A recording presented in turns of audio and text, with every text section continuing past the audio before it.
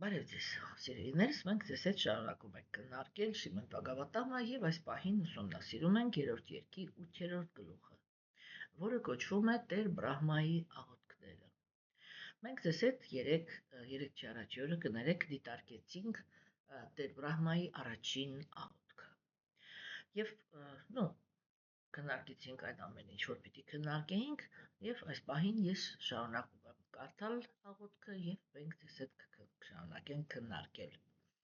Եվ այսպես Շիմոն Բաղավատամ 3-րդ երկ 8-րդ գլուխ տեքստ 2։ Նյութական պղծությունը երբեք չի դիպչում այն կերպարին, որ ես հայեցում եմ հիմա։ Այդ կերպարը իջել է այս աշխարհ որպես Տիրոջ ներքին էներգիայի դրսևորում, որպեսի ողորմություն ցույց տա իր նվիրյալներին։ Այս մարմնավորումը բազմաթիվ այլ մարմնավորումների աղբյուրն է, եւ ես նույնպես ծնունդ եմ առնում լոտոսի ծաղկից, որի բնակատեղին քո պորտն է։ Եվ ուրեմն, ինչպես տեսնում ենք, Տեր Բրահման ինքը շարունակում է քննարկել եւ այստեղ ինչ-որ արտահայտություններ կային, որոնք իրենք իհարկե արժանի են բարձրաբանման եւ խոսակցության։ Ուրեմն առաջի գաղափարը, որ այստեղ առաջ քաշվեց, դա նյութական պղծվածությունն է։ Այսինքն խոսքը գնում է ոչ թե ուղակի մեղքի մասին, ոչ թե բաների կեղտոտվածության մասին, հա, այլ խոսքը գնում է այդ 3 գոյավիճակների, այդ խառնված ուրեմն երևույթի մասին, հա, եւ երբ որ ասվում է նյութական պղծվածություն, առաջին հերթին խոսքը գնում է կրքերի եւ տգիտության գոյավիճակների մասին։ Ինչու համար, որովհետեւ հենց այդ գոյավիճակներն են, որ իրենք խեղաթյուրում են կենդանիակի ընկալումը։ Մենք ձեզ հետ շատ ենք խոսել նրա մասին, որ արիացիները իրենք սկզբունքորեն, շատ սկզբունքորեն առաջ են քաշում այդ գաղափարը, որ նյութական աշխարհը իրականում պատրանքային է։ Եվ երբ որ մենք խոսում ենք նյութական աշխարհի պատրանքայինության մասին, պետք է հասկանանք ընդհանրապես ինչի մասին է խոսքը, չէ՞, որովհետև օրինակ ասենք հիմա, տեսեք, սա շատ շոշափելի երևույթ է։ Սա շատ շոշափելի երևույթ է։ Եվ այո, նույնիսկ արիական գաղափարախոսության մեջ կան հոգևոր հեղինակություններ, որոնք իրենք այդ հարցն են տալիս։ Ասում են, այ եթե ես հիմա կոշիկս վերցնեմ եւ խփեմ ձեր գլխին, դուք ցավ կզգաք, թե ոչ։ Դիմացինը իհարկե ասում է այո։ Եվ այդ ժամանակ իրենք պատասխանում են. իսկ ինչպես կարելի է զգալ ցավ, եթե ես խփել եմ ձեզ ոչ մի բանով։ Նա, այսինքն իրենք փորձում են քննարկել, չէ, որ այդ պատրանքային խոսքը ինքը ճիշտ հասկացողություն է ուզում։ Ինչի մասին է խոսքը։ Խոսքը ոչ թե նրա մասին է, որ ինքը նյութը չկա։ Իհարկե նյութը կա։ Խոսքը գնում է այն պատրանքի մասին, որը մենք տեսეთ սա բազմիցս քննարկել ենք, չէ՞։ Խոսքը գնում է այն պատրանքի մասին, որ կենդանի էակները իրենք չեն տեսնում նյութական աշխարհի կապը գերագույն Աստծո ազնվորության հետ։ Այսինքն իրենք ոչ տեսնում են գերագույն Աստծո ազնվորությանը, ոչ գիտակցում են իրենց սեփական հոգին, հա, եւ ոչ էլ ուրեմն գիտակցում են կապը այս աշխարհի գերագույն Աստծո ազնվորության հետ։ Ես բազմիցս եմ քննարկել այս հարցը, չէ,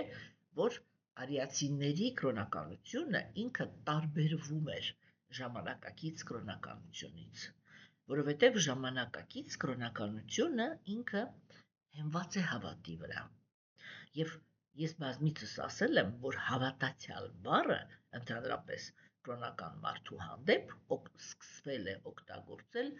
միայն աստվածամերժության դարաշրջանի սկզբից։ Ինչու՞։ Ուղղակի այն պատճառով, որ Գերագույն Աստծո ազնվորությունը դադարել է գալ այս աշխարհ։ Չէ՞։ Եվ հիմա տեսեք, այ որ ինքը դադարել է գալ, չէ՞, իրականությունը ինչպիսին է դարձել։ Այ իրականությունը ինքը դարձել է այնպիսին, որ կենդանեակները այլևս չեն ստանում հաստատում, որ կան կիսաստվածները եւ կան ուրեմն բաները, ասեք, Գերագույն Աստծո ազնվորությունը։ Եվ ամեն ինչը այդ դեպքում մնացել է ինչի վրա։ Քրմերի անկեղծության։ Իսկ աստվածամերժության դարաշրջանում, չէ, բոլոր ուրեմն կաստաններում, որտեղ մենք պետք է հասկանանք, էլի մենք մենակ հնդիկներին ենք բանանում, այդ կաստաբառը օգտագործում, բայց իրականում ցանկացած հասարակություն ինքը բաղկացած է այդ 4 շերտերից։ Այսինքն ցանկացած հասարակություն ինքը ունի այդ կաստաները։ Սովորական ժողովուրդ, բանվոր քրիստիանի, բանվոր գյուղացիական դասակարգը, արջուդաբերող առևտրականները, ուրեմն իշխանավորները եւ զինվորները, քրմերը եւ ուրեմն գիտնականները։ Այդպիսի հասարակություն կա մարդկային, որպեսզի այդ 4 խավերը չլինեն։ Եթե խոսքը գնում է քաղաքակրթության մասին, իհարկե չկան, չէ՞։ Եվ հասարակությունը ինքը ինչ որ մի տեսք է ստանում, կախված նրանից, թե այդ հասարակության մեջ այս 4 խավերից որ մեկն է իշխում։ Երբ որ խոսքը գնում էր արիացիների մասին, իշխանությունը կիսում էին բրահմանները եւ արքան, ոչ թե ամբողջ իշխանավորների բանը, այլ именно արքան։ Հասկանում եք։ Հիմա իսկ բրահմանները իրենք պաշտոն չունեին։ Հասկանում, այնպես ոնց որ հիմա է, որ կրոնականությունը ինքը կազմակերպված է, ամեն մի բան ենթարկվում է ինչ-որ մի բանի, կա կարիերա հոգևոր կյանքում, չէ՞, հոգևոր կյանքում կարիերան ո՞րն է ընդհանրապես։ Ինչ է շակում ինքը այս պաշտոնից անցավ, էս ինչ պաշտոն։ Հոգևոր կյանքում ինչպես կարող է լինել պաշտոն։ Մենք սա բազմիցս քննարկել ենք, որ դրանք սիմպտոմներ են, որ այդ կրոնականությունը անցել է ուրեմն աթեիստների ձեռքը եւ իրականացվում է աթեիստների կողմից եւ ղեկավարվում է աթեիստների կողմից եւ օգտագործվում է նյութական շահերի ուրեմն համար։ Всё։ Այստեղ էպես սևը սպիտակով է, էլի, ինչ որ կետեր կան, որտեղ, ես սա միշտ ասում եմ, որ ամեն ինչ դառնում է սևը սպիտակ։ Հիմա տեսեք, չէ՞։ Ուրեմն, երբ որ մենք, այսինքն, երբ որ խոսվում է նրա մասին, որ նյութական աշխարհը ինքը իլյուզոր է, իլյուզորը դա չի նշանակում, որ նյութը չկա։ Նյութը ինքը կա։ Իլյուզիան կայանում է նրանում, որ այդ նյութը անկախ է Աստծուց։ Հասկանում եք, սա շատ կարևոր նրբություն է, որովհետև շատ հոգևոր մարդիկ իրենք այսպես ուղղակի, ռուսերեն ասում են տопорное восприятие, էլի, որ sense չորոտ հասկացողություն են զարգացնում, չէ, տառակերները։ Եւ իրենք իրականում վերջնականում հոգևոր մարդու ներքին վիճակ այդպես էլ չեն ունենում, էլի։ Այդտեղ հիմնականում այսպես այն ֆանատիկներն են, էլի, ձևավորվում։ Հասկանում եք, սիրելիներս, չէ՞։ Ուրեմն, այս ամեն ինչը ինքը շատ կարևոր երևույթներ են եւ մենք պետք է հասկանանք, որ նյութական աշխարհը ինքը իլյուզոր է հայտարարվում, որովհետև թաքցնում է Աստծուն։ Հիմա դա ինչի հաշվին է լինում։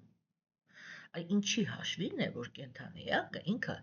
կորցնում է այդ տեսողությունը, որովհետև նյութական աշխարհը ինքը կա այնպիսին է, ինչպիսին է կա, չէ՞, բայց օրինակ առաքինության գոյավիճակի մեջ հիմա շատ կարևոր է զարգացած հոգիները, չէ՞։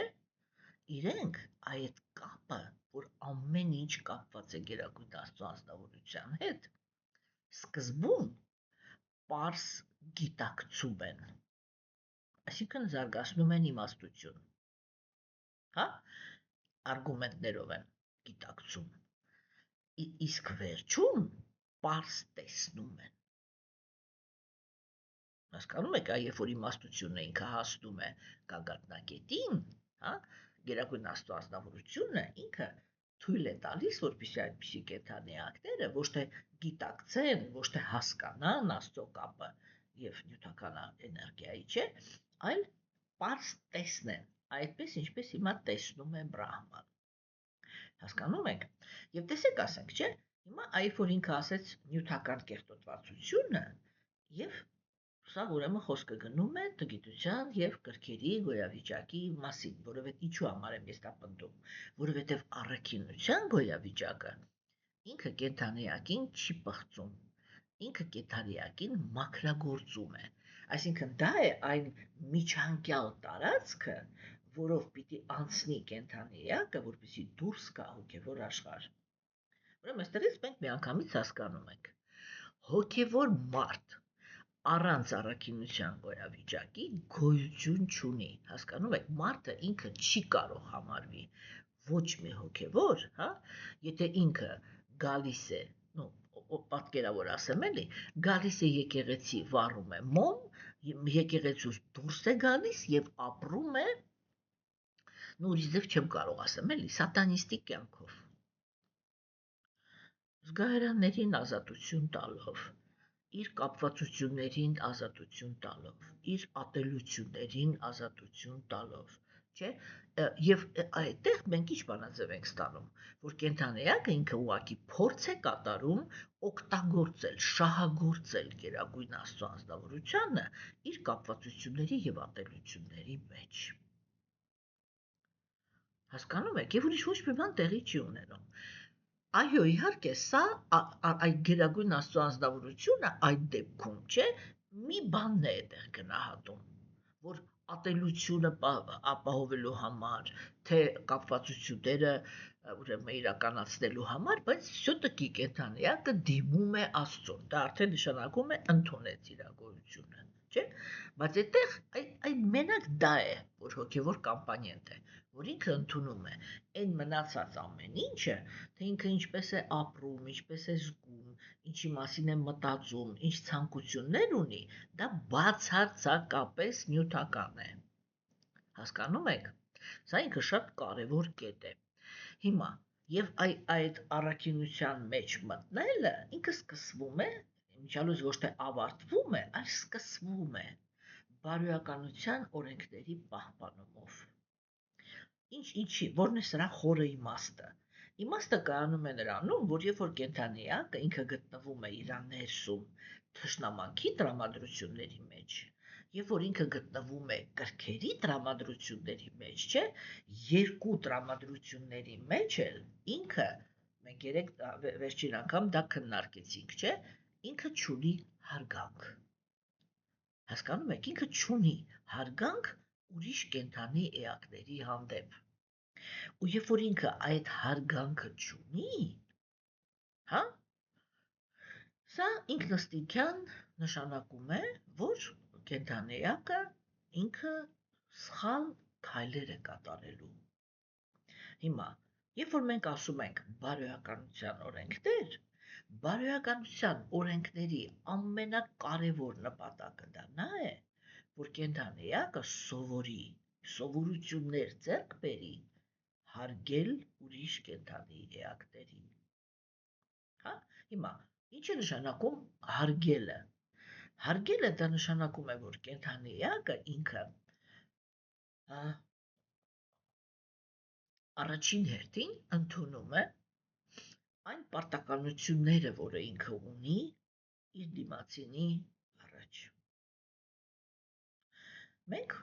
ունենք ամեն մեկս մեր կյանքում ունենք պարտականություններ մեր ավագների հանդեպ, մեզ հավասարների հանդեպ եւ մեր փոքրերի հանդեպ։ Ավագների հանդեպ պարտականությունը ուրեմն նրանում է կայանում, չէ, որ մենք պետք է հոգ տանենք, օրինակ եթե ծնողների մասին է խոսքը, մենք պետք է հոգ տանենք ծնողների մասին, անկախ նրանից, թե իրենք ինչպիսի բնավորություն ունեն։ Եթե դրա հետ մեկտեղ մեր ավակները իրենք այնպիսի արժեքային համակարգ կամ ապրած կյանք չունեն, որից կարելի է օրինակ վերցնել դրական, հա, ապա իհարկե այդպիսի ավակի խորհուրդները լսել պետք չի։ Հասկանում եք, կենդանիակը ինքը իրավունք ունի չլսել այդպիսի անձնավորության խորհուրդները։ Թեկուզ եթե ճիշտը խոսեմ, չէ, այդպես մինչև վերջ անկեղծ լինեմ, ես անձամբ համարում եմ, որ նույնիսկ բացասական կյանք ապրած մարդը, տեսեք ինքը ինչպես է, չէ, ինքը ինչ-որ հիմարություններ է արել իր կյանքում, կարող է նույնիսկ հանցագործություններ է գործել իր կյանքում, չէ, հետո կյանքի վերջում գիտակցել է, որ սխալ է ապրել, բայց տեսեք, հենց հիմա հենց այս մարմնում երկրորդ անգամ ապրելու հնարավորություն ինքը չունի, չէ։ Եվ այդ ժամանակ ինքը ինչ դիրք կարող է ընդունել, որ այն փորձը, որը այն բացասական փորձը, որը ինքը ունի, ինքը կիրառում է, օրինակ, իր երեխաների վրա, փորձելով իր երեխաներին հետ պահել այն սխալներից, որը ինքը գործել է եւ վատ արդյունք է ստացել։ Չէ, այսինքն վատ փորձն էլ կարող է լինել իրականում շատ մեծ դպրոց ուշադիր մարդու համար։ Արիացիներ իրենք մի լավ ասացվածք ունեն։ Իրենք ասում են. խելամիտը սովորում է ուրիշի փորձի վրա, հիմարը սեփական։ Հասկանում եք։ Եվ տեսեք, երբ որ իրականում ահագին ժամանակ է, չէ, խնայվում, երբ որ մենք հաշվի ենք առնում իրենց կյանքը ապրած, հա, իրենց կյանքը ապրած մարդկանց, ուրեմն փորձը։ Բայց եթե արդեն անհույս վատ, ուրեմն բնություն ունի անձնավորությունը, ապա ապահովելը մենք պարտավոր ենք, սա հարգանքի տուրքն է, որը մենք տալիս ենք,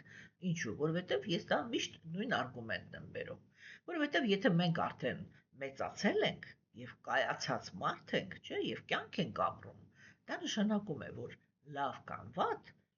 իրենք էլ մեզ են ապահովել, անկախ նրանից, թե մենք ինչ բնավորություն ունենք։ Այսինքն իրենք մեզ են համբերել փոքր ժամանակ։ Հիմա մենք պիտի իրանց համբերենք մեծ ժամանակ։ Հասկանում եք, չէ՞։ Եվ սա հարգանք է։ Ես էլ չեմ խոսում նրա մասին, որ եթե մենք, ասենք, մեր ցեղում կամ ազգի մեջ կամ պետության մեջ, կրոնի մեջ, հասարակական կյանքում, աշխատանքի վայրում ունենք այնպիսի մեծեր, որտեղ մեծը դա այն է, ով մեզանից ավելի բանիմաց է, հա։ Եթե մենք ունենք ավելի բանիմաց անձնավորություններ, մենք այդ պարտականությունը կա հարգել իրենց։ Եվ հարգել դա միշտ նշանակում է ուշադիր լսել, երբ որ իրենք փոխանցում են իրենց իմաստությունը։ Հիմա, սիրելիներս, չէ՞, կան հավասարները։ Օրինակ ասենք, կնոջ համար իրեն հավասարները դա բոլոր կանայք են։ Թեկուզ տեսեք, ասենք նորից, չէ՞, բոլոր կանայք իրեն հավասար են որպես կին, բայց արդեն եթե մենք վերցնում ենք իր մեջ, որպես կին իր համար կան ավագ կանայք, հավասար կանայք, փոքր կանայք, չէ՞։ Նույն սկզբունքով պետք է այդտեղ շփվել։ Հիմա հավասարները նրանք են, ում հետ անձնավորությունը կիսում է պարտականությունները։ Հավասարները իրար օգնում են։ Հասկանում եք։ Եվ տեսեք օրինակ, երբ որ մենք խոսում ենք բազմակնության մասին, չէ՞, բազմակնությունը ինքը չի կարող կայանա, եթե կանայք, այդ հավասարները, հա, իրար չեն օգնում, այլ մրցակցում են։ Հասկանում եք։ Սա շատ կարևոր սկզբունք է, որովհետև եթե այդ կետը չկա, այսինքն որպեսզի իրականացվի բարեհաջող իրականացվի, այլ ոչ թե բռնության հիմքի վրա, որպեսզի բարեհաջող իրականացվի առաքինությունը, չէ՞, գերագույն ուրեմն պարտադիր պետք է լինի երկու գործոն։ Առաջինը դա նա է, որ տղամարդը ինքը պետք է կանանց մեջ տարբերություն չդնի եւ բոլորին վերաբերվի հավասար, հա։ Երկրորդը դա նա է, որ կանայք պիտի իրար վերաբերվեն որպես հավասար։ Տեսեք, ինքն էլ է, չէ՞, ենթադրում առաջին հերթին հարգանք։ Հասկանում եք։ Հիմա փոքրերը դրանք այն ազնվորություններն են, որոնք ուղղակի տարիքով մեզանից ավելի փոքր են։ Չէ՞, ասենք, եթե մենք վերցնում ենք, այ մենակ կանայք են, չէ՞, հիմա այդ կանանց մեջ կան նրանք, ովքեր դեռ օրինակ աղջնակ են, իրանք մեզանից փոքր են, եւ մենք իրանց հանդեպ հարգանքը, դա իրանց մասին հոգ տանելն է։ Եթե դուք կարծում եք, որ հոգատարության տակ չպետք է լինի հարգանք, դուք խորը սխալվում եք։ Եթե ազնվորությունն է ինքը այսպես կոչված հոգ է տանում բռնության հիմքի վրա, արհամարանքի հիմքի վրա, հա, դա իրականում պարտականություն կատարել չի եւ դա բարոյականության հետ ոչ մի կապ չունի։ Բոլոր տեսակի գործողությունները, առաքինի ազնվորությունները կամ բարոյական ազնվորությունները կատարում են հարգանքի հիմքի վրա։ Հասկանում եք։ Եվ ուրեմն, տեսեք, այստեղ մենք այդ դա ենք ստանում, էլի, որ տեսեք ինքը եկավ թշնամություն, եկավ մրցակցություն, չէ՞, եւ այդ երկու բաները իրենք փակում են կենթանի էակի անկալումը։ Դա տեսեք, ինչի մասին է խոսքը։ Խոսքը գնում է նրա մասին, որ ասեք, տեսեք, եթե կենթանի էակը ինքը ատում է ընդհանրապես աշխարհը, չէ՞, որովհետեւ ասենք, օրինակ, մարդը ինքը կարող է օրինակ շատ տգեղ մարմին ունենալ, հա, եւ դա կարող է հիմք դառնալ, որ ինքը ատի ամբողջ մարդկությանը, ամեն ինչը ընդհանրապես ատի եւ չների ոչ մեկին, որ ինքը տգեղ է։ Դե տեսեք, օրինակ, նույնիսկ այս տեսանկյունից, չէ, զգում եք, չէ, թե ասենք ինչքան հոգեբանորեն դա ինչքան բան է, էլի, այդ գաղափարախոսությունը ինքը ինչքան խնդիրներ լուծող է, չէ, որովհետև հենց որ մենք ասում ենք կա վերածնունդ, ուրեմն այդ որ դու տես տգեղ ես, գնա, շատ կոպիտ եմ ասում, կներեք, գնա, նստի հայլու առաջ եւ մտածի, թե այդ ինչեր ես արել, որ այսպիսի մարմին ես ստացել։ Всё, այդ բոլորի հանդեպ պրետենզիան դուրս եկավ։ Все претензии к себе։ Այն ինչ որ մենք ունենք ծնված օրվանից, это բոլոր տեսակի պրետենզիաները մենք ինքներս մեզ պիտի առաջադրենք։ Հասկանում եք, չէ՞։ Հիմա տեսեք, բայց սա չի կարևոր։ Եթե ես ունեմ ատելություն։ Հիմա Գերագույն Աստծո անձնավորության ճշմարտությունը կայանում է նրանում, որ բոլոր կենդանիակները հավասարապես իր մասնիկներն են։ Եվ երբ որ մենք գալիս ենք հոգևոր դաշտ, չէ, այդ բարոյականության օրենքները, որի մասին ես հիմա խոսում եմ, այդ բարոյականության օրենքները ինքը այդ դրա մասին են, որ մենք պետք է սովորենք հարգել դիմացինին։ Ինչու այդ գաղափարից հասկանալով, որ բոլոր կենդանիակները իրենք Գերագույն Աստծո անձնավորության մասնիկներն են, բոլոր կենդանիակների մեջ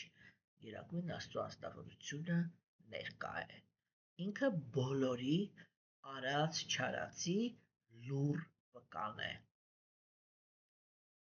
Հասկանում եք,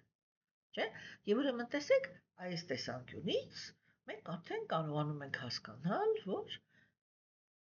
ընդհանրապես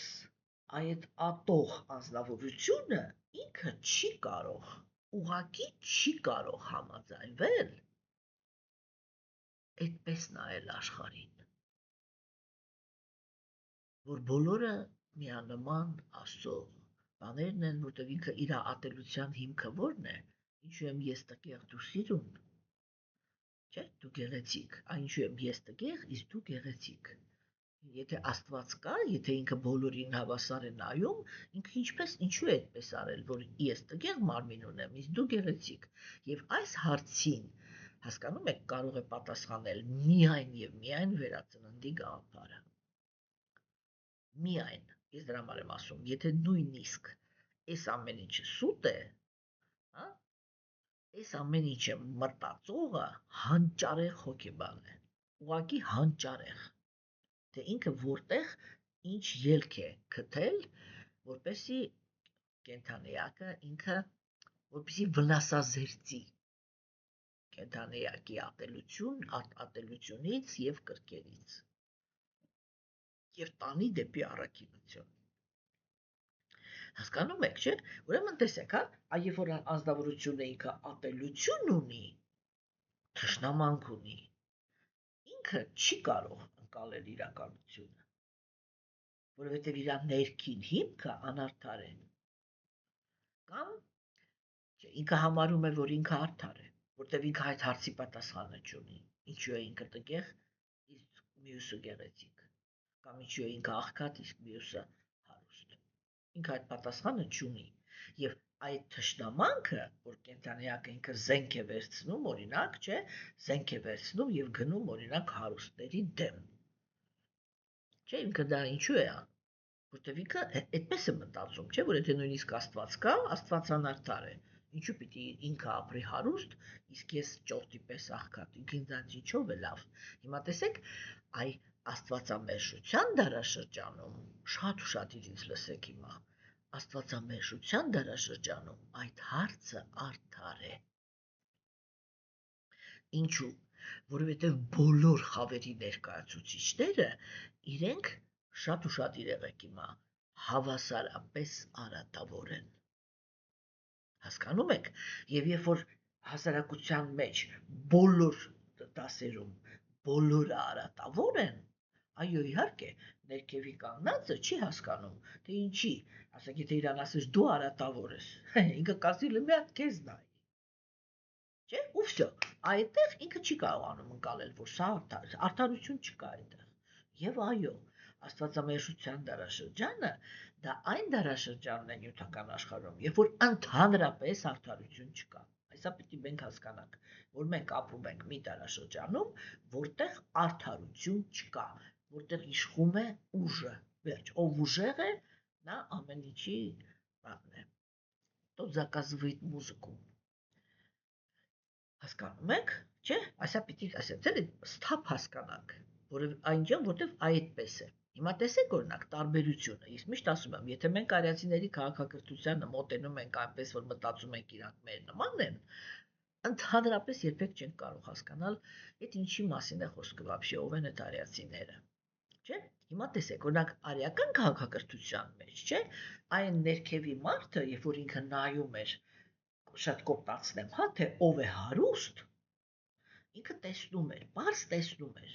որ ինքը ինչ որ արատների հանդեպ հակում ունի, իսկ այն նա որ ինքը բան է, վերևում է, չէ, ինքը բացարձակ առաքինի է, ինչքան ավելի վերև է, այնքան ավելի մաքուր է։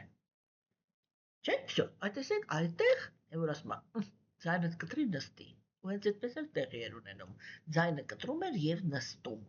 որտեվ ինքը արդարություն էր տեսնում։ Ուղղակի պարզ տեսնում էր։ Հա, տեսեք, իհարկե նախանձը, եթե մարդու մեջ նախանձ կա, չէ, նախանձը ինքը դա հաշվի չի առնում։ Նախանձը հաշվի չի առնում, թե ով է արժանի, ով արժանի չի։ Ինքը իր մեջ այդ բանը ունի, որ ես էլ եմ ուզում այդ նույն բանը, հետո ինչ որ արժանի չեմ, բայց ուզում եմ, վсё։ Եվ ինքը այդտեղ է որ կենդանիակ, ինքը գնում է դեպի անարդարություններ գործելու։ Իսկ Աստվածամերժության դարաշրջանում բոլոր խավերում, բոլոր, այսպես հասարակության մեջ ամենտեղ նույն արատավոր կենդանիակներն են։ Հասկանում եք։ Եվ այլոք ասենք, Աստվածամերժության ամենալավ մոդելը հասարակության, իրականում ռեալ, ամենալավ մոդելը հասարակության դա դեմոկրատիան էր, չէ՞, այսինքն որտեղ մարդու իրավունքները պաշտպանված են։ Չէ՞, այդտեղ մենք ինչ ստացանք։ Այ հիմա ռեալ ինչ ենք ստացել։ Որ արատավոր անձնավորությունները իրենք ճնշում են, ну, այսպես պայմանավորորեն ասած, նորմալ մարդկանց, որոնք այսպես էլի, դա ինչ որ եսի միջ արատներ չունեն։ Ճնշում են ուղղակի։ Կրեատիվ չի սովորական մարդը։ Կրեատիվ են բոլոր նրանք, ովքեր ինչ որ չքննարկենք։ Հասկանում եք, չէ՞։ Ուրեմն, երբ որ կենդանիակը ինքը ատելություն ունի, ինքը չի կարողանում ընդունի Աստծո արդարությունը, չի կարողանում ընդունի, եւ всё, ինքը եթե չի կարող դաշախում չի ուզում տեսնի, ինքը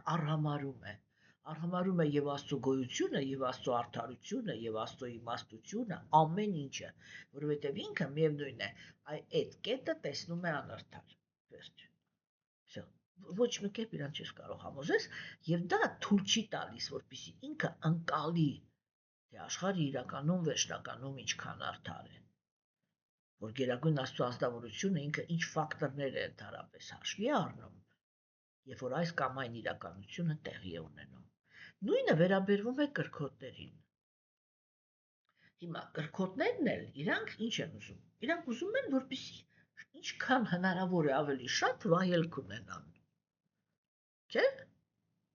Ուրիշ բանի մասին խոսք կա, ոչ մի ուրիշ բանի մասին խոսք չկա։ Իրանք ուզում են ինչքան հնարավոր է ավելի շատ վայելեն։ Եվ պատրաստ են մրցակցել, այսինքն դա այն ազնվորություններն են, որոնք իրենք էլ ինչ-որ արժանինքներ ունեն, հասկանում եք, եթե տգետը ատողները իրանք նրանք են, ովքեր իրականում ոչ մի արժանինք չունեն, միակ արժանինքը, որ իրանք կարող են ունենան, դա բիրտ ուժն է, երբ որ իրանք ուժ ունեն, իրանք ամբողջապես բռնության են անցնում, որպեսզի ձեռք բերեն այն, ինչ որ ուզում են, եթե ուժ չունեն, համախմբվում են եւ դա կոչվում է ռևոլյուցիաներ, չէ՞։ Եթե հիմա այդ չիպավորման տեսությունը իրականացվի, ապա մարդկությունը այլևս երբեք չի հանդիպելու ոչ միտեղ,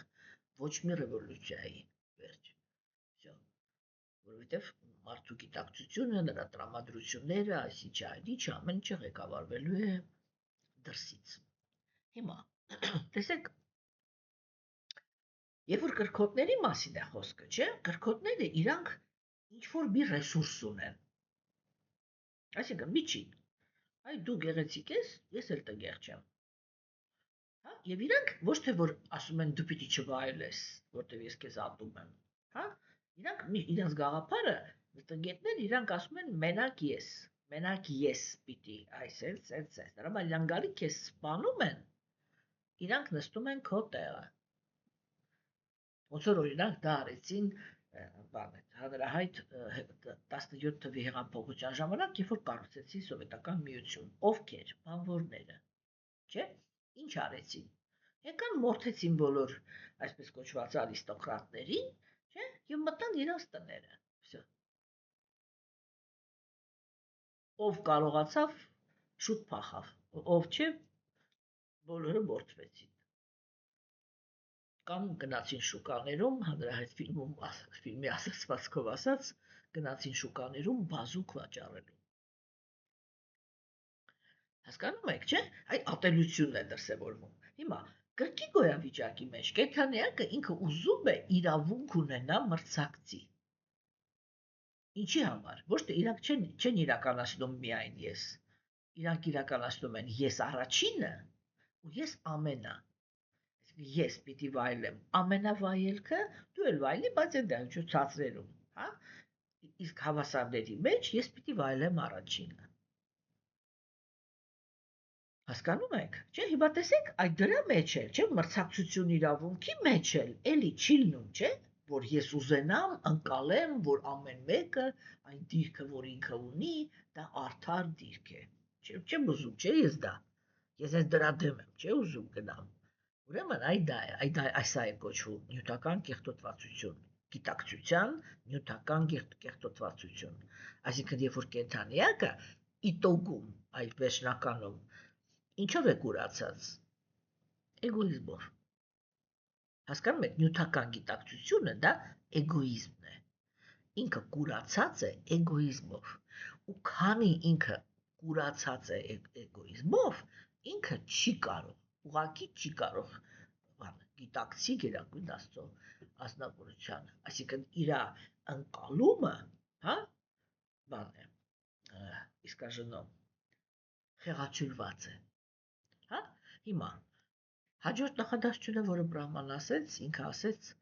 այն ձևը, որը ես հիմա տեսնում եմ, հա, հիմա տեսեք, Սա ինչի մասին է խոսքը։ Առաջին հերթին սա մեծ շոկ է այն բոլոր ուրեմն գաղափարախոսությունների համար, որտեղ որ քննարկվում է, որ Գերագույն Աստծո ազնվորությունը ինքը անընկալելի է, իրան ոչ մեկ չի տեսել, իրան ոչ մեկ չի կարող տեսնի, իրան սա, հա, եւ ասենք գաղափարախոսություններ կան, որոնք իրենք շատ չոր են դնում այդ հարցը, չէ՞։ Եվ իրանք ում հետ են վիճում։ Արիացիների։ Իրանք այս տեսության հետ են վիճում։ Իրանք այդպես չեն ասում մենք համաձայն չենք արիացիների հետ, բայց իրանք փաստացի հերքում են այն ամբողջ գիտելիքը, որը կա այստեղ, եւ դա վեճ է։ Հասկանում եք, ոչ թե այդ թեման փակված է, չհամարձակվեք խոսալ դրա մասին, որ Աստված կարող է գա մարդկանց մեջ, խառնվի, եսի ինչ, մարդկային կերպարանք ընդունի, շփվի, չեսմամի չանի, հայտնվի զոհագործությունների ժամանակ, Աստված անկալելի է, ինքը մի հատ է, ոչ մի մարմնավորում, ոչ մի ես, այդ ի՞նչն է ջջում։ Արիացիների գաղափարախոսությունը, չէ՞։ Ինչի համար։ Այ իտոգում, տեսեք օրինակ ասենք, չէ՞ հիմա Այ մենք օրինակ խոսում ենք, չէ՞, Աստծո մասին, իր մարմնավորումների մասին, իր արտաքինի մասին, իր հարաբերությունների մասին, եւ որ մենք նայում ենք արիացիները ու դեպի ուր են տանում։ Այ իրանք մեզ ինչ են ներշնչում։ Վերջնականում, ինչ հատկապես երբ որ սկսում են խոսալ Աստծո հմայքի մասին, ինչ են ներշնչում։ Վախի բացակայություն, չէ՞։ Հասկանում եք, վախի բացակայություն։ Այ իրանք ինչ են ասում։ Տեսեք, օրինակ, դա շատ հետաքրքիր գաղափար է, չէ՞, որ ասենք մենք կարողանանք հասկանանք, չէ՞, որ օրինակ հիմա տեսեք էլի, այ հասարակություն է, չէ՞, կազմակերպված հասարակություն է, կաստային համակարգ ունի հասարակությունը։ Հա? Եվ հասարակության մեջ Աստծո գաղափարը ներկայացված է որպես մինիմալ հարգանքի արժանի, հա, այսպես հարգանքի եւ восхищения, հա, հայերեն հիացմունքի, հա, հարգանքի եւ հիացմունքի արժանի եւ սիրո արժանի, երբ որ ինքը արտահայտում է իր հմայքը։ Հա, տեսեք ինչքան բան է, չէ՞, այսինքն դա մի հասարակություն էր, որը ինքը իր մեջ գեներացվում էր մարդկանց, որոնք վախ չունեն։ Վախ չունեն, բա ինչու, բա ինչի է կոչվում, որ դա առաքինի հասարակություն էր, որտեղ հիմքում հարգանքն է։ Հասկանում եք, հարգանքը, իսկ մինիմալ պլատֆորման դա հարգանքն է, մաքսիմալ պլատֆորման սերը, հոգեբանական տեսանկյունից սրա մասին է խոսքը։ Եվ ասենք այդպես ասում անցնում ենք, չէ, բայց եկեք լուրջ մտածենք, հա։ Այ մի հատ տեսեք օրինակ ասենք, հիմա մեր ժամանակներում մենք տեսնում ենք, չէ, որ ասենք, որտեղ ամենտեղ որտեղ երկրաշարժ է տեղի ունենում։ Չէ՞։ Մենք այդ հարցերը ընդհանրապես այսպես լղոզում ենք եւ ձևացնում ենք, որ մենք այդպիսի բան չենք արել, չէ՞։ Բայց իրականում իրականությունը հասկանում եք, այ երբ որ ասենք գնում էիր, տեսնում էիր այնտեղ ինչ է կատարվում, ինչը որից հետո է, ինչեր են вообще արվում, ինչու է դա այդքան ձգվում, չէ՞։ Տեսեք, մեր հենց թեկուզ մեր բանը, մեր երկրաշարժը, իրականությունը ո՞րն էր, այ հենց որ ամեն ինչ փլուզվեց, բանը, կոնտրոլ չկա։ Այստեղից այնտեղ մարդիկ հատուկ գնում էին փլատակները փորփրելու, որ ոսկի ու փող գտնեն։ Որ չէ, հասկացաք, չէ՞, ինչ մարդիկ գնում էին իհարկե, ոչ մեկ չէ դա հերքում, գնում էին օգնելու եւ այլն, չէ՞։ Կամ ասենք, հենց այդ նույն պարագայում դրսից, ես միշտ ասում եմ, Ուկրաինայի քրիշնայիկները տարիներ շարունակ բանում այդ երկրաշարժի տարածքում ձրի ուտելիք են բաժանել։ Տաք, սառը, ամեն տեսակ։ Իսկ ես մարդիկ գիտեմ, որոնք իրանք պատմում էին, որ այդ վիճակում, այդ փլատակից նոր դուրս եկած մարդկանց հացը այն ժամանակ 3 ռուբլով վաճառում էին, որը 15-ից 25 կոպեկ արժեր։ Հասկանում եք, այսինքն այ հենց որ բան չկա, չէ, այդ վախը չկա, որ պատժված կլինես։ Անմիջապես սկսվում է այդ մարաջոստվը, այրեն չգիտեմ ոնց է, էլի, այդ ամենտեղ մտնում են, ջարդում են, փշրում են խանութները, հեռուստացույցեր են տանում, չգիտեմ ինչ, ու դա մենակ այստեղ ամենտեղ է այդպես։ Ինչու, որտեղ աստվածամերձության դարաշրջանի կենդանիակը իր ներսում լրիվ ուրիշ անձնավորություն է, ինքը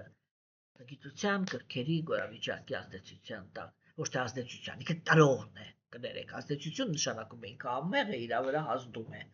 չէ, ոնց որ ասենք, քրիստոնեական գաղափարախոսությունն է, չէ, այդպիսին, որ սաթանան գայթակղում է, ոչ մեկի չի գայթակղում, դու ինքդ քո մեջ դա ունես, ու երբ որ դու դա ունես, սատանան քո մոտ գալիս է, ասում են դավայ, այդ տես, որ դու դա ունես, այդքան բան, ինքը ընդամենը այդ ինչ որ կոչվում է գայթակղություն, դա սատանայի գործողություններն են, որ ինքը դու տեսնես քո թուլությունը, հասկանում եք, և վերջ, որտեղ շատ մարդիկ, երբ որ իրանք ճակատագրով չունեն ինչ-որ մի բան, իրանց թվում է, որ իրանք դրանից ազատ են, և սատանան ինքը գալիս է, որ այդ հնարավորությունը տա, ասի տես, երբ որ դու հնարավորություն ունես, դու այսա ես դառնում,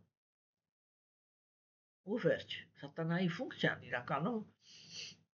ինքն էլ իր ծառայությունն է մատուցում աստծուն, էլի, ինքը ով է, որ աստծու դեմ ինչ-որ բան անի,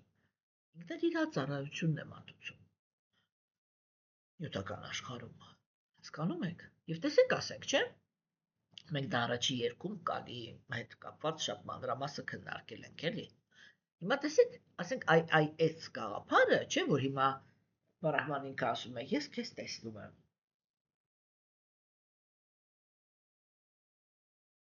ու այս սա է, որ տարբերում է, սա է, որ տարբերում է արիացիների գաղափարախոսությունը աշխարհում գոյություն ունեցող մնացած բոլոր անխտիր բոլոր գաղափարախոսություններից, թե, այսինքն ես ոչ թե հիմա ինչ-որ առավելություն եմ քարոզում, այլ փաստն եմ շեշտում, եթե կա այլ փաստ, միշտ խնդրում եմ ինձ ցույց տվեք, ես մեծ ուրախությամբ կգնամ այդտեղ հետազոտելու, տեսնեմ, թե այդտեղ ինչ են ընդհանրապես խոսում Աստծո մասին։ Հասկանում եք։ Հիմա ուրեմն Տեր Բրահմանի, որ ինքը ասեց ձևը, որը ես հիմա տեսնում եմ, չէ՞։ Ուրեմն առաջինը մենք տեսանք, քննարկեցինք արդեն, որ այդ տեսողությանը ինքը եկավ մաքրության հաշվին։ Ինքը եկավ, նստեց լոտոսի, այսինքն մաքրության ծաղիկի մեջտեղում, հա, այսինքն ինքը ինչ ցույց տվեց, որ այդ ներքին աշխարհ գնալու, չէ, այդ ներքին աշխարհում ինչ-որ բան տեսնելու հիմքը դա մաքրությունն է։ Եթե դու պայմանական պատկերավոր ասած նստած չես մաքրության վրա, դու ոչ մի տեսողություն, ինչ էլ որ տեսնես, նույն ձևի իլյուզիա է, ինչ որ կոպիտ աշխարհը։ Քեզ հիմա էլ նուրբ աշխարհում են իլյուզիայի մեջ պահում։ Հասկանում եք։ Էլի ճշմարտությունը քո համար փակ է։ Չէ՞։ Հիմա այս է էլի, որ մաքրության վրա նստած ինքը ինչ եղավ։ Ինքը զարգացրեց մաքուր տեսողություն։ Ոչ թե զգայական։ Հասկանում եք, այլ մաքուր։ Ինչ է նշանակում զգայական եւ ինչ է նշանակում մաքուր։ Զգայական տեսողությունը դա այն տեսողությունն է, որի վրա ես նախապես դնում եմ իմ պատկերացումը։ Օրինակ, ես նախապես մտածում եմ, որ Աստված կարող է լինել միայն ծերունի։ Ինչ է տեղի ունենում այդ ժամանակ։ Ես օրինակի համար երազում տեսնում եմ իրան հենց այդպիսինը։ Կամ ոչ ինչու միայն երազում, ոչ երազում։ Հա, եւ ես տեսնում եմ այն ձևը, որը համապատասխանում է իմ պատկերացմանը։ Այսինքն, այ ոնց որ հիմա ես հոգի եմ, չէ՞, բայց ինձ ցույց են տալիս, որ ես այս մարմինն եմ, եւ սա ասում են, սա իլյուզիա է։ Դու այս մարմինը չես, քո իրական մարմինը լրիվ ուրիշ տեղում է հիմա։ Այն նույն ձևի նուրբ դաշտում է, որտեղ ես նախապես դրեցի պատկերացումը, հա, ես օբյեկտիվ ճշմարտությունը, չէ, այսպես ասեմ, շատ ավելի ինձ համար դա շատ ավելի գեղեցիկ է։ Ես օբյեկտիվ ճշմարտությանը արժանի չեմ։ Եվ ինձ ցույց կտրվի այն կերպարը, հա, որը ես նախապես դրեցի ճշմարտության վրա։ Ինչ է նշանակում մաքուր ընկալում։ Ես դա չեմ անում, այսինքն իմ ներսը մի հատ գաղափար չունի, որը կա, որով ես պահանջում եմ, պատկերավոր ասած, ես իմ մեջ փաստացի պահանջում եմ, որ բացարձակ ճշմարտությունը լինի այսպիսինը, որովհետև ես իրան այդպիսինն եմ պատկերացնում, չեմ անում, էլի կարողացա բացատրեմ ինչ նրբության մասին եմ այստեղ խոսում։ Եվ այդ որ հիմա Բրահման ինքը ասեց, ես քեզ պարզ տեսնում եմ, չէ, դա այդ հոգեվիճակում միայն կարող է լինել, հասկանում եք, որ ինքը մաքուր տեսողություն ունի։ Հաջորդ գաղափարը, որը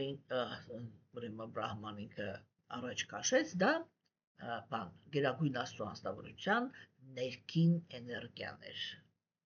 չէ, հասկանում եք, այդ ներքին էներգիան, ինքը ասեց, ներքին էներգիան, ինքը չի, ենթակա չի նյութական գոյավիճակների ազդեցությանը, չէ, հիմա ինքը ինչ է տեսնում, ինչ է նշանակում նյութական էներգիայի ազդեցություն, մենք մի ժամ հիմա հետ էինք քննարկում, նյութական էներգիայի ազդեցություն նշանակում է կենդանի էակը ինքը իր ներսում ունի ատելություն, ունի չղեկավարվող կրքեր։ Եվ հիմա երբ որ Տեր Բրահման ինքը տեսնում է Աստծուն, տեսեք, ինչու է սա կարևոր, որտեղ նյութական աշխարհի կերպարը ինքը այնպիսինն է, չէ, որ ցանկացած մարդ, որ ինքը ներսից տակից է փորձում հասկանալ այս աշխարհը, չէ, ինքը անպայման, գիտակցաբար, անգիտակցաբար արդեն կարևոր չի, անպայման գալու է այն տրամադրությանը, որ այս աշխարհը անարդարությունների մի այսպես տոպրակ է, հա, որ գերագույն Աստծո, եթե կա արարիչը, այդ արարիչը ինչ որ մի կենդանի ակտերի հանդեպ այնպիսի մի հատ ատելություն է զգացել, որ այսպիսի պայմաններում է դրել ապրելու, չէ, կամ ասենք ինչ որ մի, չգիտեմ էլի, ես իմ ինչի համար է սիրել, որ ինչ որ մեկին էլ այսպիսի իրավիճակում է դրել։ Հասկանում եք, սիրելիներս, չէ՞։ Ուրեմն այս ամեն ինչը ինքը շատ կարևոր է։ Եվ հիմա երբ որ Բրահման ինքը նայում է, ինքը ասում է, ես տեսնում եմ, որ ներքին էներգիան, այսինքն այ քո ներքին բանը, այսպես պատկերավոր ասեմ, էլի քո ներքին աշխարհը ինքը ազատ է։ Ինքը ազատ է եւ ատելությունից, եւ կրքերից։ Ինչ է շախում կրքեր։ Կրքեր նշանակում է անարդար կապվածություններ։ Հա, այս էր տեսնում Բրահման։ Ինչու հենց Բրահման կարևոր է։ Ինչու արիացիները առաջի հերթին Բրահմային են նկարագրում այդպես, որտեղ Տեր Բրահման ինքը բանականության մատնավորումն էր։ Հա, այսինքն ինքը ուներ մեր տիեզերքում ամենահզոր բանականությունը։ Եվ այդ հզոր բանականությամբ ինքը երբ որ նայում էր այն կերպարին, որը իր առաջ կանգնած էր, ինքը իրան այդպես գնահատեց, որ քո ներքինում չկա ոչ ատելություն, ոչ էլ անարդար կապվածություններ։ Հա, սա հաջորդ գաղափարն էր, որը ուրեմն Տեր Բրահման ինքը առաջ քաշեց, չէ՞։ Հիմա հաջորդ բանը, ներեցեք մի հատ նայեմ, որ հիշեմ։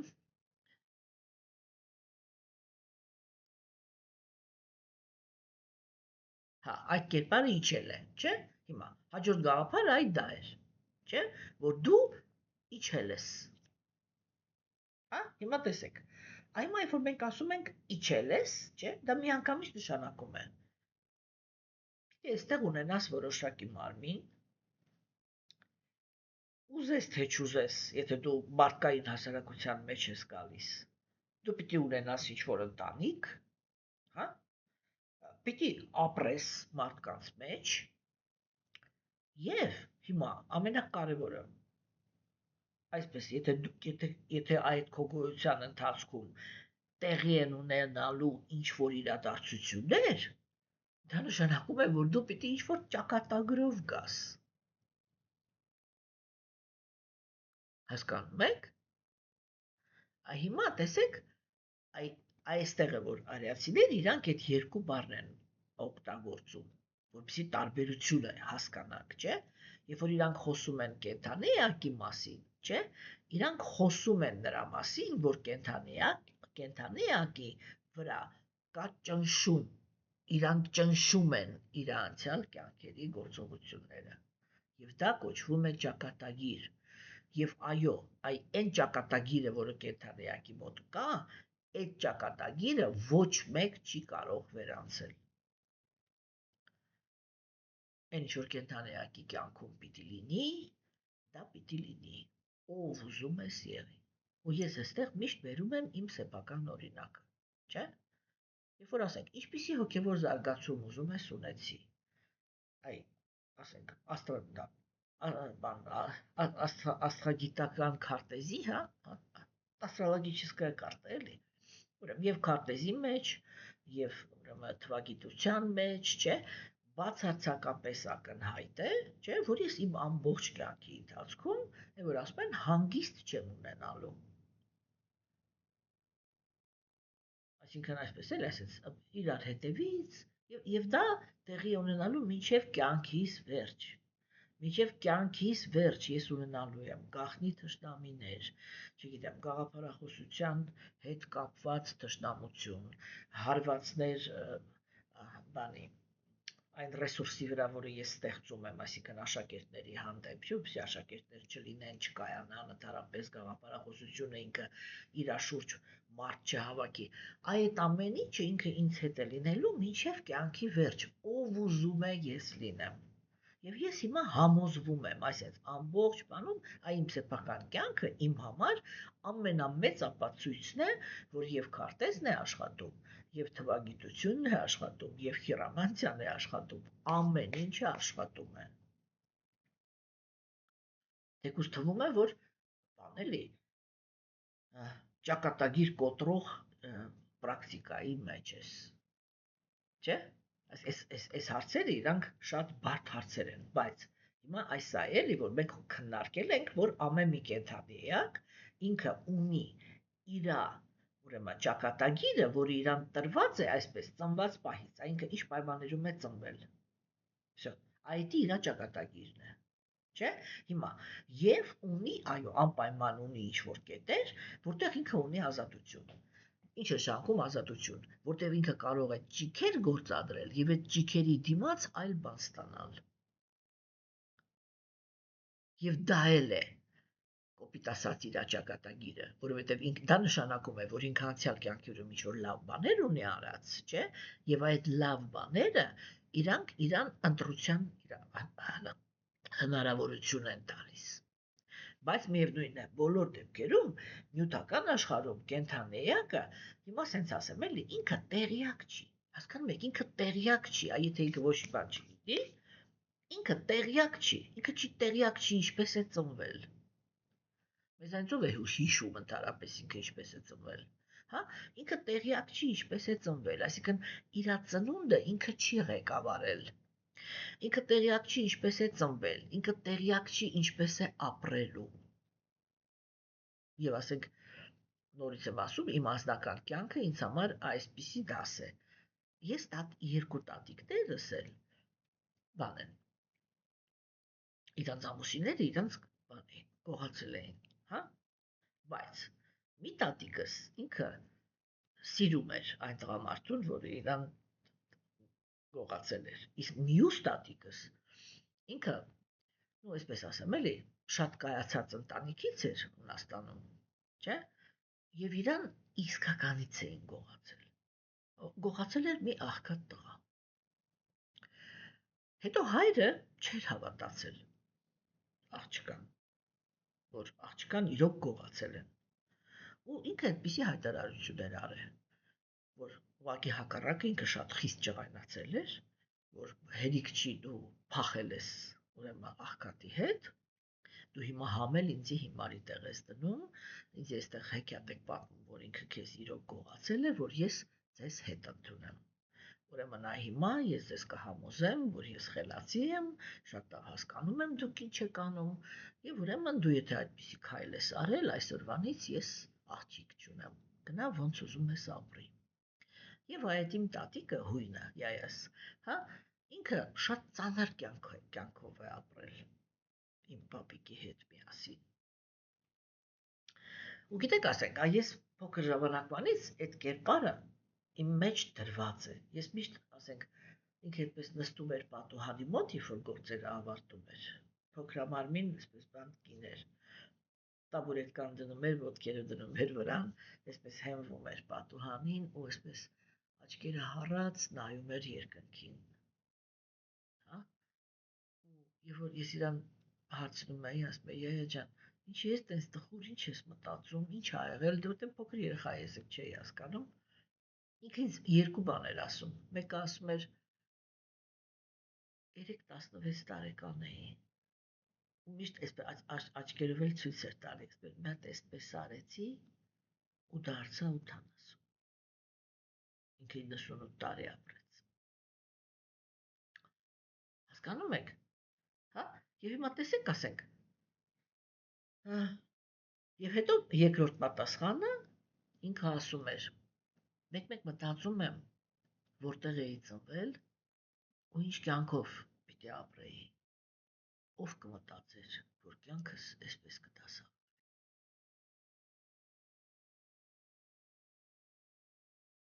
Հասկանում եք, այսա նշանակում է դավլենիա, հա, կա ճնշումը, կենթանիակը ինքը ընդհանրապես տեղյակ չի, ինքը ոնց ծնվեց, ինչպես է ապրելու, ինչ փորձություններ են գալու իր առաջ, չէ՞, եւ երբ է մահանալու։ Հասկանում եք։ Հա, իհարկե կան դեպքեր, երբ որ ասենք մարդը ինքը այսպես բան էլի բնական հունով գնում է, ծանր հիվանդացավ, այդ հիվանդությունների հետ սկսեց պայքարել, եսի մեզ այդ բան ու ինչ որ մի հատ իրավիճակի եկավ ու հետո մահացավ։ Բոլորը սպասում են, որ այդպես էլ պիտի լիներ, չէ՞։ Բայց ես դες պատմել եմ մի քանի այդպիսի դեպք է եղել իմ կյանքում, չէ՞, ոչ որ ծանոթները, այլ տղամարդը ինքը կինը շատ սիրով ընտանիք էին, աղջիկ էին մեծացնում, աղջիկ այն ժամանակ շատ փոքր էր։ Տղամարդը տուն է գալիս, կինը ուրախ դուռը բացում, երեխան թռնում է հոր գիրկը, ինքը վազելով գնում է խոհանոց, որպեսզի ճաշը դնի, որ տաքանա,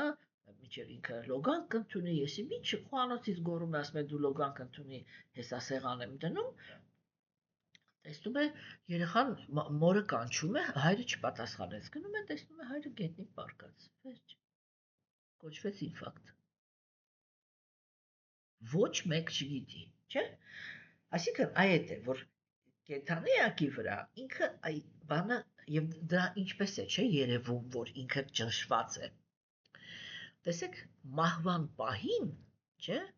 հատկապես Աստվածամերժության դարաշրջանում հազվադիպ մարդիկ են, չէ, որ իրանք մահանում են այդ գիտակցությամբ, որ ես ամեն ինչը, ինչ որ պիտի անեի, արեցի։ Չէ՞, իսկ տեսեք օրինակ, երբ որ նկարագրվում է Տեր Կրիշնայի գնալը,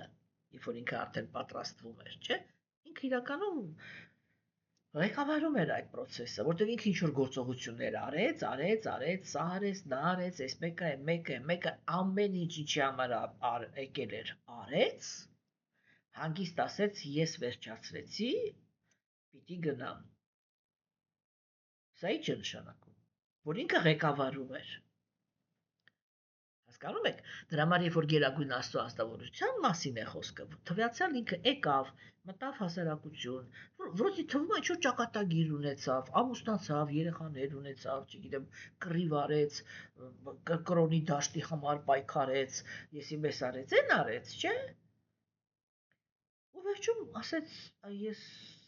վերջացրեցի գործերս, գնում եմ։ Դրա համար իր մասին երբեք չեն ասում, ինքը ծնվեց։ Ասում են ինքը իջավ։ Երբեք չեն ասում ինքը ընկել է, ասում են իջավ։ Իջավ նշանակում է, որ եւ իր գալն էր իրականքի տակ, հա?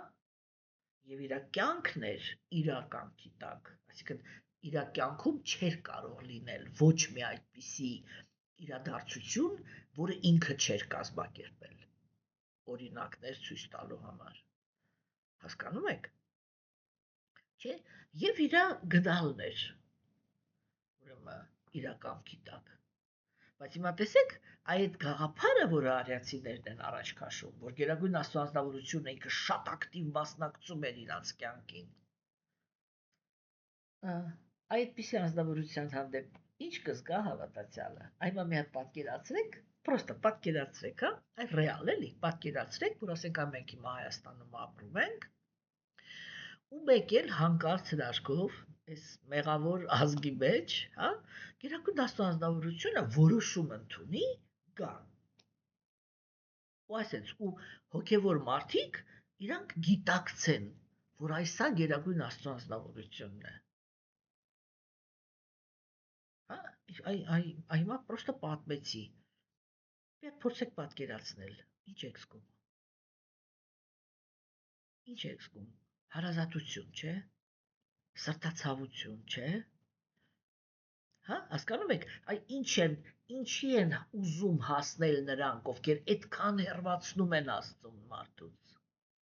Արիացիները իրենք sense համոտիկացնում են, չէ՞։ Բոլոր հարցերում են մոտիկացնում։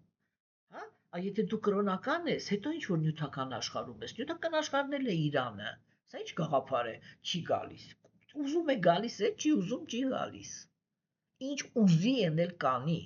Դուք ով եք որ մարդուն, որ Աստծուն սահմանափակեք, թե ինքը ինչ է կարող անել, ինչու մեկ է մի հատ այնց այդ տգիտություն է, որ Տեր Քրիստոսն ինքը որ Բhagavad Gita-ում ասում է, որ տգետները իրանք ոչ մի բան չեն հասկանում, բայց այնպես են պնդում, ոնց որ մենակ իրանք են ճշմարտությունը տեսնում։ Այդ դա է։ Ուշ էլի ես ինձ համար ես դրանից ավելի վախենալու բան ինձ համար вообще չկա։ Տգետի հետ գործ ունենալը։ Չկա, որտեվ է, всё, մածունը սև է եւ վերջ։ Ու ինչ ուզում ես ասա, համելընկալման ապարատ չկա, էլի, ինչ ուզում ես ասա, ինքը մեկը ոնց թե համարցակվեցիր ինչ որ հակառակ բան ասես, թուրը սուր է։ Եվ վերջ, ուրիշ ոչ մի խոսակցություն այդտեղ չկա։ Հասկանում եք, այնտեղ ճշմարտություն, բան, ոչ մեկին չի հետաքրքրում։ Հետաքրքրում է, որ գաղափարը ինչին է ծառայում։ Եվ տեսեք, ասենք, չէ, եթե մենք հիմա մի քիչ ներփորեն ենք մոտենում, չէ, հա մենք միանգամից նկատում ենք արիացիները ինչ են անում։ Հասկանում եք, իրանք ասում են, եթե դու չի քեզ գործադրում դուրս գալու համար այս նյութական աշխարհից, Աստված դա հենց այն հաստավորությունն է, որը ինքը այսպես տակ, հասկանում եք, տակ, էմոցիոնալ գալիս է եւ խառնվում քո կյանքին։ Եթե պետք է ինքը կարող է գա քո հասարակության մեջ, եթե պետք է ինքը անձամբ ամեն ինչը կղեկավարի, կգա ամեն ինչը տեղը կգցի, կտողնի կգնա։ Եթե պետք է մարմնավորումներ կտա, որ գիտելիք տա, եթե պետք է մարմնավորումներ կտա, որ կռիվ տա, բոլորիս համար, բոլոր կրոնական մարդկանց համար, ուղղակի պետք է որ կրոնական պետություն լինի, այլ ոչ թե ցակուցրիվ անկեղծ կրոնական մարդիկ, հասկանում եք, այդ ժամանակ ինքը մեկ այլ ձև է վարվում, մենք դա հետագայում կքննարկենք, չէ, եւ այս գաղափարը, որ դու իջել ես այս աշխարհ, չէ, տեսեք, կամ ասենք, հետո ինչ է անում, ինքը եկավ ինչ էր ցույց տալիս, այդ Տեր Քրիստոսն ինքը եկավ ինչ է, ամբողջ մարդկությունը դիմադրում է, ինչին եք դիմադրում, նրան, որ Աստված ինքը ուրախ է, նրան, որ Աստծո հետ կարելի է ցանկացած հարաբերություններ ունենալ, բոլոր 5 հարաբերությունները, որ այստեղ կան, նրան եք դիմադրում, որ իմանում եք, որ հոգևոր աշխարհը ինքը նույնպես հարուստ է հարաբերություններով, ինչպես եւ նյութականը, ինչին եք դիմադրում, կարող եք բացատրել, բացի կարծրացած ձեր պատկերացումներից Աստծո մասին, սխալ, սուտ, պարավ է, ծերունի է, քյավտար է, սիպտակ մազերով է, աղքատ է, բալախոն հակած, այնքան չկա, որ ամբողջ նյութական էներգիան հոգևորն էլ իրար հետ են, բալախոնից բացի ուրիշ ոչ մի բան չի կարողանում հագնել։ Այդ ինչ գաղափարներ են вообще։ Հասկանում եք, այ ամեն ինչը հերվածնող, ամեն ինչը Աստծո անձը նսեմացնող եւ վերջնականում հոգևոր մարդուն մենակ թողնող։ Հասկանում եք։ Իսկ գերագույն Աստծո անձնավորությունը ինքը իր ամբողջ ըստ արիացիների կատարմամբ իր ամբողջ պահվածքով ցույց է տալիս, թե ինքը ինչքան մոտիկ է, ինչքան ջերմ է, իր ռեալ մենք ասում ենք սեր բանը ու ոչ մի բան, սեր։ Ու մի հատ մոտեցեք, ցանկացած ուրիշ կրոնի, ասեք կարող ես բացատրել, այդ սերը ինչ է նշանակում։ Մի հատ ասա, այլ այդ սերը ո՞րն է։ Տառապանքից պաշտպանված եմ լինում, մեկ էլ երջանիկ եմ ապրում։ Ում հետ։ Ո՞րն է այ Աստծո հետ ապրելու երջանկությունը, ո՞րն է։ Անիմաստ ցենց մանգալը դրախտում։ Ով կուզենա այդտեղ ընդհանրապես գնալ։ Ոչ մեկ։ Չէ, հիմա Բրահման ինքը ասում է, ես առաջերտին իմ մաքրության հաշվին քեզ տեսնում եմ։ Երկրորդը գնահատում եմ, որ քո մեջ չկա ոչ ատելություն, ոչ էգոիստական կապվածություններ, ոչ անարդար կապվածություններ, հա? Այսինքն, ես հասկանում եմ, որ նյութական աշխարհում ինչ որ տեղի է ունենալու, դու չես հիմքը, հա? Եվ ես հասկանում եմ, որ դու կամավոր իջել ես այստեղ։ Այդ ամբողջ դեյմարի միասա, այդ ամբողջ զիբիլի մեջ դու կամավոր իջնում ես, հա, հաջորդ գաղափարը այս սա էր, չէ, հա, հիմա ինչ ասեց, որպիսի ցույց տաս, որպիսի ցուցաբերես քո ողորմածությունը քո նվիրալների հանդեպ, հա, այսինքն դա ինչ է նշանակում, որ գերագույն Աստծո անձնավորությունը երբ որ գալիս է, ինքը ոչ թե, ոնց ասեմ, ինքը ոչ թե հանուն ֆունկցիայի է գալիս, հա, ուշադիր լսեք ինչ եմ ասում, էլի, նկատեք, ինքը գալիս է հարաբերությունների խաթր։ Ինչ է նշանակում քո նվիրալները, ովքեր են այդ նվիրալները, դա անձնավորություններ են, որոնք Աստծուն սիրում են, որոնք իրանք ձգտում են, իրան ճանաչեն, իր հետ հարաբերվեն, հա, որոնց համար հիմա այսպես ասեմ, էլի, հոգևոր բարդ կա, որի համար հետաքրքիր չի, թե Աստված ինքը ինչպիսին է, թե ինչպես կարելի է իր հետ հարաբերվել։ Հասկանում եք, եւ հիմա Տեր Բրահման ինքը այս նրբությունն է ասում է, դու գալիս ես ողորմածություն ցույց տալու քո նվիրալներին, հա? Այսինքն այդ նվիրալը ինքը նյութական աշխարհում գտնվելով քայլ է առել դեպի քեզ, որ ուզում է քեզ ճանաչի, եւ իրանց հանդեպ այսինքն իրանց հանդեպ ողորմած լինելով, հանուն իրանց հետ հարաբերությունների դու գալիս ես այս աշխարհ, որ հանդիպես։ Հա, սրանից ավելի գեղեցիկ, սրանից ավելի ջերմ, սրանից ավելի սիրով լիքը բան կա, գաղափար կա, հա, գաղափար։ Աստված ուղարկեց իր միակ որդուն, որ չգիտեմ ինչ անասելի տառապանքների ենթարկի, ինչի համար, որ 3 հատ մեղավոր եսիմում մեղքերը վառի։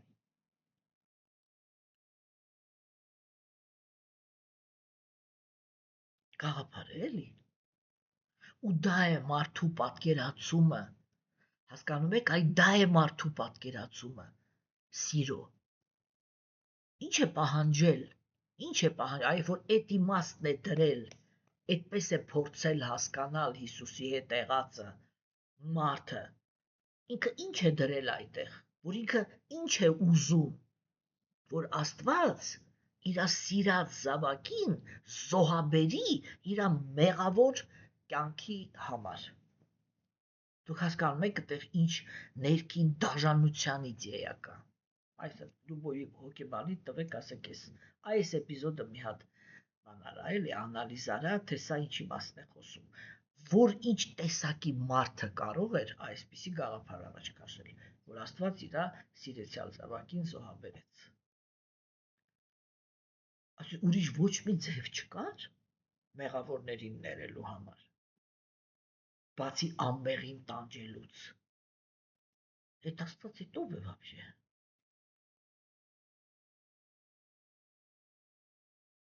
Հասկանում եք, այս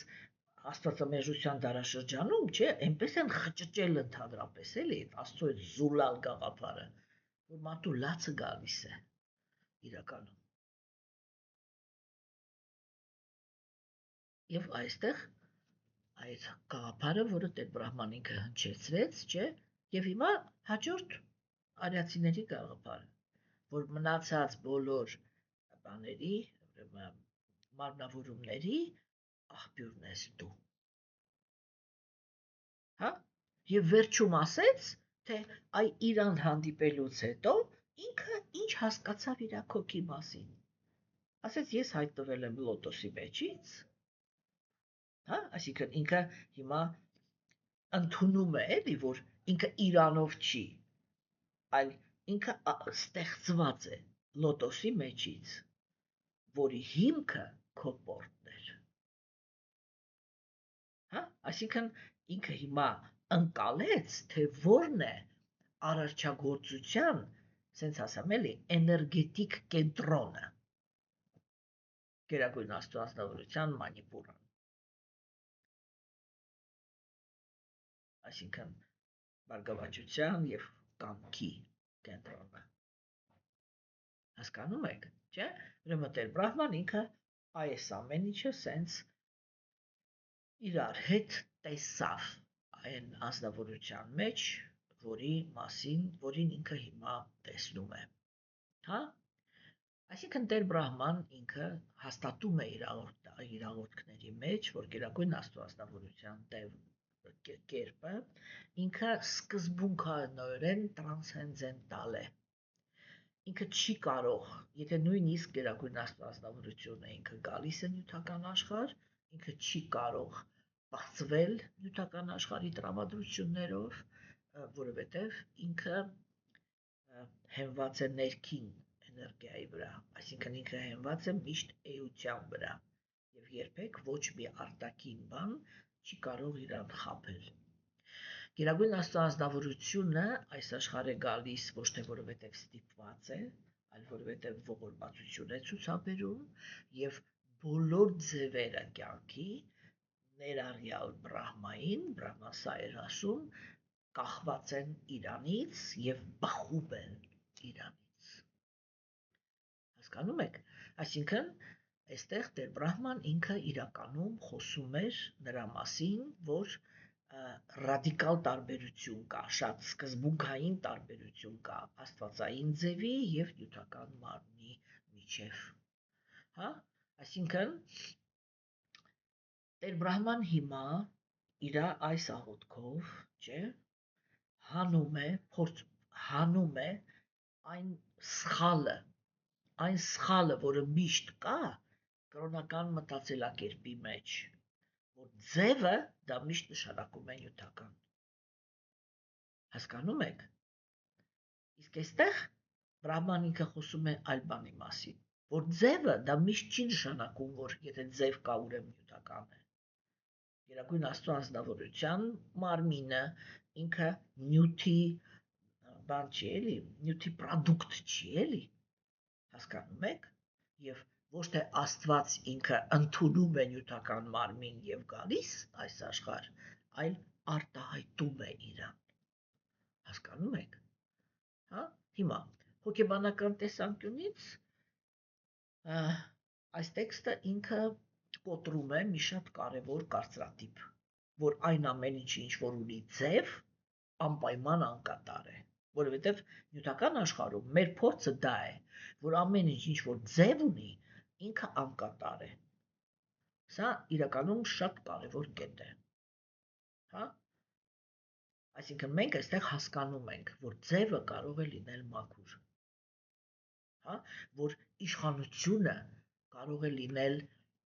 բան էլի, ոչ երես առած, ոչ կապրիզնի, հա? Եվ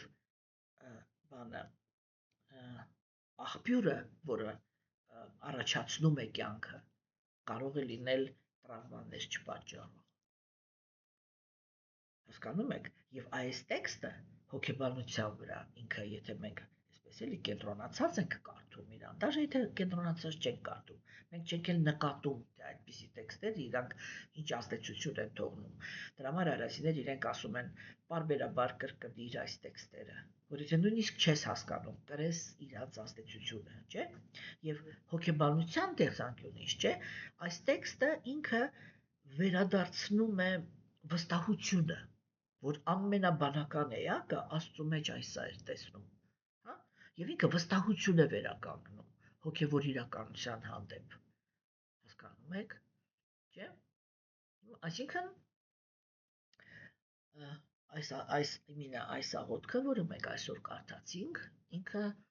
աշխատում է հետևյալ սրտի արատների դեմ։ Առաջինը դա նա է, որ կենդանեակները նյութական աշխարհում իրենք նսեմացնում են Աստվածայինը միջ դարձնելով սովորական, հա, եթե եկել է, ուրեմն մարդ է։ Երկրորդը դա իմպերսոնալիզմն է, հա, այսինքն ինքը աշխատում է մեր այդ բանի, այդ կեղտոտվածության հետ, որ կենդանեակը ինքը հերքում է ամեն տեսակի ֆորման, իմպերսոնալիզմը դա հետ հիշում եք, չէ՞, լույսի տարածքն է, ուրեմն ինքը հերքում է ամեն տեսակի ֆորման, որտեղ նյութական աշխարհում բոլոր ֆորմաները անկապ են։ Եվ իր գիտակցության մեջ այսա կարծրատիպ է, որ եթե կա ֆորմա, ուրեմն դա անկատար է, հա, եւ Ռաման ինքը հիմա ասում է կա կատարյալ ֆորմա։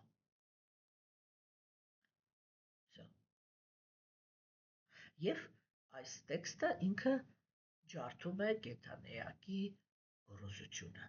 որտեղ նույնիսկ Տեր Բրահման, ամենաբանական կենդանեակը, ինքը իր մասին հասկացավ դա,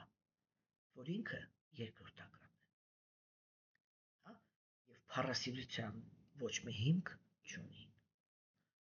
Այստեղ Տեր Բրահման ինքը խոնարհաբար ֆիքսում է իր տեղը եւ դերը, հա, եւ անում է դա ոչ թե արժեզրկելով իրան, հասկանում եք, այ մարդիկ իրանք միշտ մտածում են, որ եթե ես սա չեմ, ուրեմն չգիտեմ ինչ եմ, ծայրահեղություն է, ես կամ սա եմ, կամ այն չգիտեմ որտեղ եմ, չէ, Տեր Բրահման ինքը ընդունում է ինքը ով է, բայց չի ընդունում ինքը իր մասին կեղծիք, որ ինքն է իր աղբյուրը, թեկուզ որտեղ ինքը դրա համար հիմք ուներ, չէ՞, ինքը զարթնեց լոտոսի վրա, ոչ մեկ չկա։ Եվ ինքը կարող է մտածել, որ ես ինքնածրուտ եմ, իր մասին հենց այդպես էլ ասում են, Սամարաժջոննի։ Հասկանում եք, բայց Տեր Բրահման ինքը հիմա ասեց, ես տեսնում եմ, որ դու ես իմ ծնունդի աղբյուրը։ Չէ՞, այսինքն ինքը չհերքեց, որ ինքը կա, որ ինքը ինչ-որ դեր ունի, բայց եւ իրան չվերցրեց այն ինչ-որ իրանը չի, ինքը ընդունեց, որ ինքը չի իր գոյության աղբյուրը։ Եվ նույնիսկ, ասենք, եթե մենք արդեն մեր օրինակով վերցնենք, եւ նույնիսկ ոչ էլ մեր ծնողներն են, հա, որտեղ մեր ծնողներից ոչ մեկ տեղյակ չի, թե իր որ սերմը, ինչի հետ խառնվեց, եւ ոնց եղավ, որ ստացվեցինք հենց մենք։ Տեղյակ չի, չէ՞, եւ տասնյակ տարիներ գիտնականները հետազոտություններ արեցին, որպիսի հայտնաբերեն, չէ՞, որ միլիոնավոր, որ տղամարդու սերմնահեղուկի մեջ միլիոնավոր սերմեր կան, որից ընդամենը մեկն է, զացիպիլսը, հա, որ գրճոք գցեց կնոջ արկանդի մեջ եւ ծնվեց։ Ով է նրանից ընդհանրապես տեղյակ։ Հասկանում եք, այդ Տեր Բրահման ինքը սա հասկացավ։ Սա էր հասկանում, որ ինքը բոլոր հնարավորությունները, որը ինքը ունի, երկրորդական են, իրանը չեն, իրան տրված են։